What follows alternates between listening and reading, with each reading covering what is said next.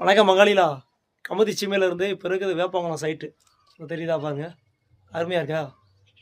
மாப்பிள்ளை வந்து ரொம்ப நாள் கழிச்சு இன்னைக்கு தான் வேலைக்கு வந்திருக்காரு நம்மகிட்ட. பார்த்துக்க மாப்பிள்ளை பேர் வந்து அருண். தரமாக வேலை பார்ப்பலாம். ஆனால் வேலை செஞ்சவங்க வந்தோடனே களையை போட்டாப்லையா, களையை போட்டு அள்ளி போட்டாப்புல. செங்கல் இருந்தால் இவ்வளோ செங்கல் இந்த அள்ளி போட்டுக்காப்புல இருக்கு. தரமாக பரவாயில்ல, நல்ல வேலைக்காரு. ஏன் மாப்பிள்ள இத்தனை நாள் எங்கேயா வேலைக்கு போனீங்க? விருதுநகர் போயிட்டீங்க.